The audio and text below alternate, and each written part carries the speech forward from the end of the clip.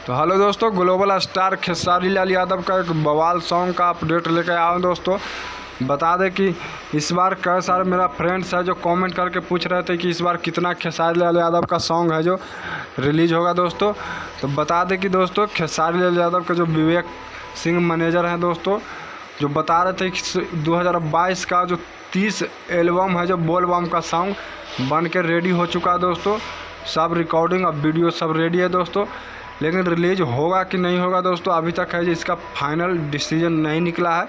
कितना रिलीज़ होगा दोस्तों अभी तक है जो खबर सामने नहीं आ रहा है, न बताया गया दोस्तों।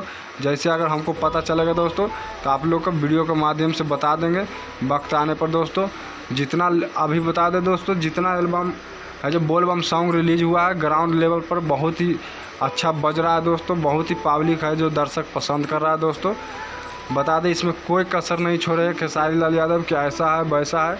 इस बार ज़्यादा से ज़्यादा अभी तक जितना सॉन्ग रिलीज हुआ उसमें मेगा सीरीज है जो बोल बम सॉन्ग में नज़र आया दोस्तों, जो काफ़ी है जो ऑडियंस है जो दर्शक लोग पसंद कर रहे हैं सॉन्ग को। दोस्तों 30 एल्बम सॉन्ग 2022 का बन के रेडी हो चुका है दोस्तों। रिलीज होगा या ना होगा ये वक्त आने पर बता दिया जाएगा। दोस्तों अपडेट अच्छा लगे तो लाइक शेयर जरूर कीजिएगा। दोस्तों कुछ कहना चाहें तो कमेंट के जरिए बता सकते हैं। बता दें कि आज एक सॉन्ग रिलीज हुआ है दोस्तों, देवघर में दर्द, जो बहुत ही ग्लोबल म्यूजिक जंक्शन से बहुत ही बढ़िया सॉन्ग है दोस्तों। अपडेट अच्छा लगे तो लाइक शेयर जरूर कीजिएगा। कुछ कहना चाहे तो कमेंट के जरिए बता सकते हैं।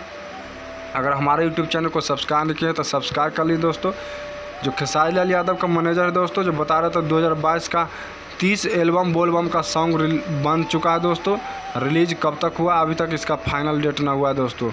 अगर सबसे पहले खबर चाहिए दोस्तों तो हमारे चैनल को सब्सक्राइब कर लीजिएगा ताकि हर खबर सबसे पहले मिले।